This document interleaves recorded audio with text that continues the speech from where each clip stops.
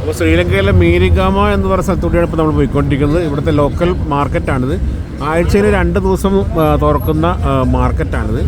അപ്പോൾ അതുകൊണ്ട് തന്നെ ഇന്ന് അത്യാവശ്യം തിരക്കുണ്ടെന്നാണ് നമ്മുടെ ഡ്രൈവർ കം ഗൈഡ്, നമ്മുടെ ബട്ട എന്നാണ് പുള്ളി സ്നേഹത്തോടെ വിളിക്കുന്നതെങ്കിലും പുള്ളിയുടെ പേര് ശരിക്കും പറഞ്ഞു കഴിഞ്ഞാൽ യുവർ ആക്ച്വൽ നെയിം റോഷനാണ്. അപ്പോൾ റോഷൻ നമ്മുടെ ഒരു വളരെ ഫ്രണ്ട്ലി ആയിട്ടുള്ളൊരു ഗൈയാണ്. പുള്ളിക്ക് യൂട്യൂബ് ചാനലുണ്ട്. മില്യൺസ് സബ്സ്ക്രൈബേഴ്സ് ഉള്ള ഒരു ചാനലൊക്കെ ഉണ്ട് പുള്ളിക്ക്. ഇവിടുത്തെ ലോക്കൽ മാർക്കറ്റാണെങ്കിലും ശരി, ഇവിടുത്തെ സ്ഥലങ്ങളാണെങ്കിലും ശരി, തനി കേരളം പോലെ തന്നെയാണ്. നമ്മുടെ രാജ്യത്തുള്ള മിക്ക വണ്ടികളും തന്നെ ഇവിടെ ഉണ്ട്. ടൊയോട്ട പോലത്തെ വണ്ടികളും നമ്മുടെ രാജ്യത്ത് ഇറങ്ങാത്ത വണ്ടികളുണ്ട്. അതോടൊപ്പം തന്നെ ഓട്ടോറിക്ഷകൾ, കാറുകളെല്ലാം മാരുതിയുടെ ഒക്കെ പോലത്തെ കാറുകൾ ഇവിടെ വേറെ പേരിലാണെന്ന് മാത്രമേ ഉള്ളൂ. പക്ഷേ എല്ലാ വണ്ടികളും അതേപോലെ തന്നെയാണ്. പെട്രോൾ പമ്പൊക്കെ ഇതുപോലത്തെ ചെറിയ പട്ടിക്കടകൾ പോലത്തെ പെട്രോൾ പമ്പുകളുണ്ട്. പിന്നെ വലിയ പമ്പുകളുണ്ട്. ശ്രീലങ്ക യാത്രയ്ക്കായിട്ട് ഞങ്ങൾ 4 പേരാണ് സുഹൃത്തുക്കൾ ഒത്തുചേർന്നിരിക്കുന്നത്. എൻ്റെ കൂടെ അനിലുണ്ട്, ശ്രീ പ്രമോദ്, ശ്രീ സോജി ജോൺ. ഞങ്ങൾ 4 പേരാണ് ഇവിടെ എത്തിയിരിക്കുന്നത്. ഹായ്, നമസ്കാരം. ഞാൻ അജിത്. നമ്മുടെ ചാനലിലേക്ക് സ്വാഗതം. ഇന്ന് മറ്റൊരു കാഴ്ചകൾക്ക്, മറ്റൊരു യാത്രയ്ക്ക് തുടക്കം കുറിച്ചുകൊണ്ട് എത്തിയിരിക്കുന്നത് നമ്മുടെ അടുത്ത രാജ്യമായ ശ്രീലങ്കയിലാണ് കേട്ടോ. ശ്രീലങ്കയിൽ നിന്ന് കൊളംബോ എയർപോർട്ടിൽ നിന്ന് ഒരു 90 കിലോമീറ്റർ ദൂരമുള്ള ഒരു എലിഫൻറ്റ് പാർക്ക് വില്ലേജിൽ എത്തിയിരിക്കുകയാണ് നമ്മൾ. ഇവിടുത്തെ പ്രത്യേകത എന്ന് പറഞ്ഞാൽ ഇവിടുന്ന് ഒരു 5 കിലോമീറ്റർ കഴിഞ്ഞ് കഴിഞ്ഞാൽ പിന്നവാല എലിഫൻറ്റ് ഓർഫനേജാണ്. ഈ ഓർഫനേജിൽ 100 കണക്കിന് ആനകളെ ഇവർ ഓർഫൻ എന്ന് വിളിക്കുന്നത് ഈ വില്ലയിലേക്ക് ഇറങ്ങി വരുന്ന ആനകൾ, അതുപോലെ തന്നെ കാടുകളിൽ ഇഞ്ചുറി പറ്റിയ ആനകൾ, ഇങ്ങനെയൊക്കെയുള്ള ആനകളെ സംരക്ഷിക്കുക. പിന്നീട് അവരെ ടേക്ക് കെയർ ചെയ്തിട്ട് കാട്ടിലേക്ക് അയക്കുക. അതാണ് ഇവരുടെ ഒരു രീതി. അതാണ് ഈ പിന്നവാല എലിഫൻറ്റ് ഓർഫനേജ് പറയുന്നത്. അപ്പോൾ അതിന് തൊട്ട് മുമ്പ് 5 കിലോമീറ്റർ മുമ്പ് ഈ എലിഫൻറ്റ് പാർക്ക് വില്ലേജ് എന്ന് പറഞ്ഞ സ്ഥലം. ഇവിടെ ആനകളെ നമുക്ക് കുളിപ്പിക്കാം, അവരുടെ പുറത്ത് കയറാം, അവരായിട്ട് വളരെ അടുത്ത് ക്ലോസ് ആയിട്ട് ഇടപഴകാം. അപ്പോൾ അങ്ങനെയുള്ള സ്ഥലമാണ് അത്. നമ്മുടെ നാട്ടിൽ നിന്ന് അധികം ആനകളെ അത്ര ഇൻട്രാക്ട് ചെയ്യാനായിട്ട് പാപ്പന്മാർ അല്ലെങ്കിൽ ഗവൺമെൻറ് സമ്മതിക്കില്ല, നമ്മുടെ നാട്ടാന പരിപാലന ചട്ടം അനുസരിച്ച്. അപ്പോൾ ഇവിടെ അങ്ങനെയല്ല, ആനകളായിട്ട് വളരെയധികം ക്ലോസ് ആയിട്ട് ഇടപഴകാം.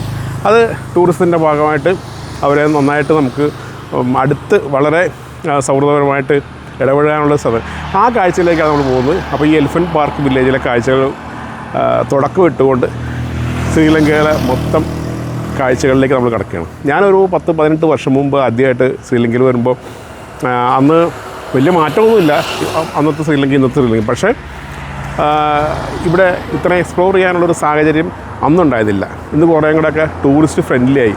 ഇന്ന് ലോകത്ത് ഏറ്റവും കൂടുതൽ ടൂറിസ്റ്റുകൾ വന്ന് ചേരാൻ ആഗ്രഹിക്കുകയും ടൂറിസ്റ്റുകൾ മസ്റ്റ് വിസിറ്റ് രാജ്യമായിട്ട് തിരഞ്ഞെടുക്കുകയും ചെയ്തിട്ടുള്ള രാജ്യമാണ് ശ്രീലങ്ക. നമുക്കതുപോലെ തന്നെ വളരെയധികം എളുപ്പത്തിൽ എത്തിച്ചേരാൻ പറ്റുകയും വളരെ കുറഞ്ഞ ചിലവിൽ ഒരു രാജ്യത്തേക്ക്, വിദേശ രാജ്യത്ത് പോയി കാഴ്ചകൾ കാണാനും എക്സ്പ്ലോർ ചെയ്യാനും പറ്റുന്ന ഒരു സ്ഥലം കൂടിയാണ് ശ്രീലങ്ക. അപ്പോൾ 2 വിധത്തിൽ ഇന്ത്യയിൽ നിന്ന് വരാം. നമുക്കറിയാം, ബൈ എയർ നമുക്ക് എല്ലായിടത്തുനിന്നും തന്നെ, ഇന്ത്യയിൽ എല്ലായിടത്തും തന്നെ ശ്രീലങ്കയിലേക്ക് വിമാനമുണ്ട്, ഫ്ലൈറ്റുണ്ട്.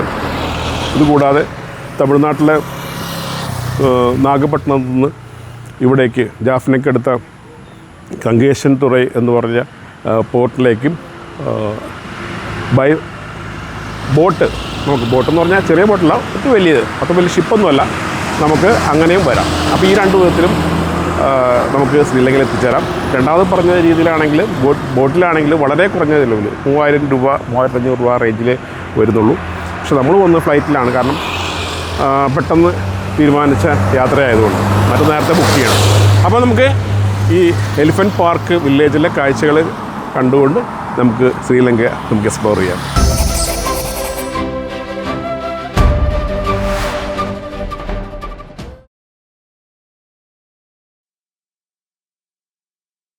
അപ്പോൾ പറഞ്ഞ പോലെ നമ്മൾ ആനയായിട്ട് അടുത്ത് ഇടപഴകാൻ പോവാണ്.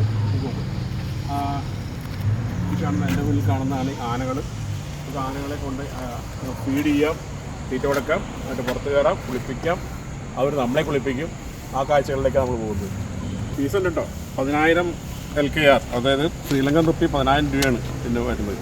നമ്മുടെ ഇന്ത്യൻ പണിയായിട്ട് കൺവേർട്ട് ചെയ്യുമ്പോൾ ഏതാണ്ട് 3,000 രൂപയിലേക്ക് അവർ ആക്കി തന്നിട്ടുണ്ട്, എക്സ്ചേഞ്ച് റേറ്റ് ഉൾപ്പെടെ. അപ്പോൾ 3,000 രൂപ കൊടുത്തു കഴിഞ്ഞാൽ ആണ് എനിക്ക് കാണാൻ പറ്റുന്നത്. അങ്ങനെ ഒരു കാര്യമുണ്ട്. അപ്പോൾ ടിക്കറ്റ് എടുത്ത് നമ്മൾ കിടക്കുകയാണ്. நல்லா இருக்கா?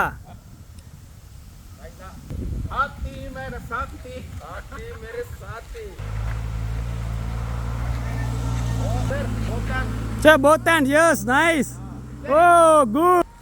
അപ്പോൾ നിങ്ങൾ പറയാൻ പോകുന്നത് വലിയ ആനയുടെ പുറത്ത് ഒരു ചെറിയ ആനാന്നായിരിക്കും പറയാൻ പോകുന്നത്, മനസ്സിൽ തോന്നിയത്. അതെനിക്കറിയാം. അതായാലും കൊള്ളാം. ഇത്രയും വലിയ കരയിലെ ഏറ്റവും വലിയ ജീവിയുടെ പുറത്ത് ഒരു സവാരി, അതിനെ കുളിപ്പിക്കുക എന്നൊക്കെ പറഞ്ഞാൽ ഭയങ്കര അനുഭവമല്ലേ.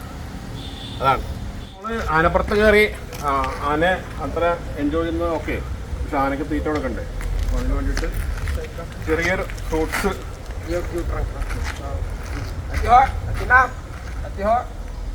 നമ്മുടെ നാട്ടിലെ പോലെ ചങ്ങലയിലൊന്നും അല്ല കേട്ടോ, ചെയിനിലൊന്നും അല്ല.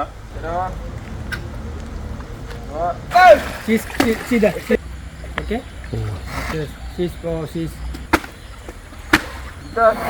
Biar kau. Biar. Atina hida. Hida. Hida. Kita ali koyo melar pikiran hida. Atina hida. Oh, kongi tinggal hida. Atina hida. നമ്മുടെ നാട്ടില് ആനപ്പാപ്പന്മാർക്ക് മാത്രമേ ആന കുളിപ്പിക്കാൻ പറ്റുള്ളൂ അല്ലേ. ഇവിടെ നമുക്ക് ടൂറിസ്റ്റുകൾക്ക് ആന കുളിപ്പിക്കാം. ഇത് കണ്ടോ, ഇതുപോലെ ചകിരി എടുത്തിട്ട് മടൽ അല്ലേ, തേങ്ങയുടെ മടലെടുത്തിട്ട് നമുക്ക് ആനകളെ ഇങ്ങനെ ഉരച്ച് കുളിപ്പിക്കാം. ആനകൾക്ക് നമുക്കറിയാം വെള്ളം നല്ല ഇഷ്ടമാണ്. അതിൻ്റെ കൂടെ ഇങ്ങനെ ഉരച്ച് കുളിപ്പിക്കേണ്ടി ചെയ്യുമ്പോൾ അവർ നന്നായിട്ട് അത് എൻജോയ് ചെയ്യും.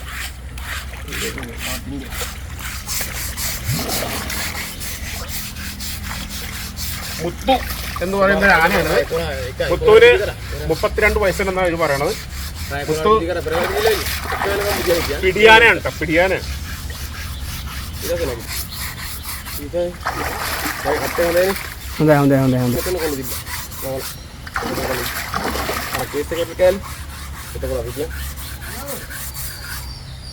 എന്താല്ലേ, നാട്ടിൽ നിന്ന് വിമാനം കയറി വന്ന് വിമാനം ഫ്ലൈറ്റ് പിടിച്ച് വന്ന് ശ്രീലങ്കയിൽ വന്ന് ആന കുളിപ്പിക്കുക. ഇതെന്താ പറയണത്, നമ്മുടെ നാട്ടിൽ പറയണ ഒരു വാക്കുണ്ട്. എന്താണ് അതല്ല, അതൊക്കെ താല്പര്യമില്ല.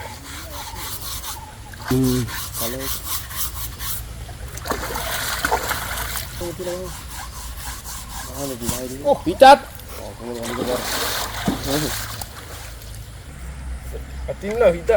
Sir, yo. Jangan. Hida. Kami pegang kita. Atina dari udari. Alia udara. Atina udari. Alia udari. Sir, look at the camera. Udari. Sir, look at the camera. Udari. Alia udari. Atina udari. Alia udara. Atina udari. Alia udara. Atina udari. Atina dari udari. Alia udari. Tahan udari.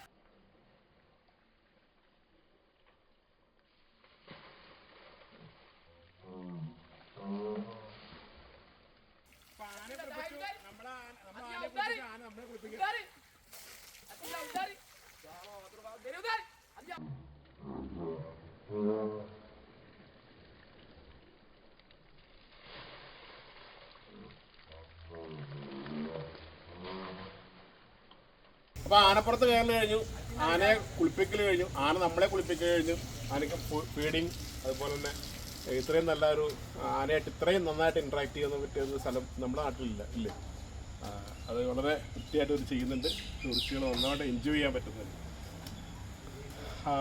അപ്പോൾ അതാണ് ശ്രീലങ്കയിലെ കാഴ്ചകളുടെ തുടക്കം. ആനപ്പുറത്തിരിക്കുമ്പോൾ ഡാഷിനെ പേടിക്കേണ്ടെന്നുള്ള ഒരു ചൊല്ലില്ലേ. അപ്പോൾ അതാണ്. ഇനിയിപ്പോൾ പുറത്തിരിക്കുമ്പോൾ നമുക്കൊന്നിനും പേടി ഉണ്ടാവില്ല. ആനയുടെ ആ ഭീകര, ചിലർക്ക് ആനയെ പേടിയായിരിക്കും. താഴ്ത്ത് നോക്കുമ്പോൾ ആന ഭയങ്കര ഇതായിട്ട്, പക്ഷേ ആന പുറത്തിരുന്ന് ചെയ്യാണ്ടല്ലോ, ഒരു സാധനത്തിൻ്റെ മുകളിൽ ഇരിക്കണം എന്നുള്ള ഒരു ഫീലേ ഉള്ളൂ. ആ ഭീകരതയൊന്നുമില്ല. അപ്പോൾ അതാണ് ആനപ്പുറത്തിരിക്കുമ്പോൾ പട്ടിയെ പേടിക്കണ്ട. ഓക്കെ, ഈ വീഡിയോ ഇഷ്ടമായി ലൈക്ക് ചെയ്യാം, കമൻറ്റ് ചെയ്യാം, സബ്സ്ക്രൈബ് ചെയ്താൽ ശ്രീലങ്ക എക്സ്പ്ലോർ ചെയ്ത കൂടുതൽ വീഡിയോസ് ഇനിയും കാണാം. നന്ദി, നമസ്കാരം. Thanks for watching.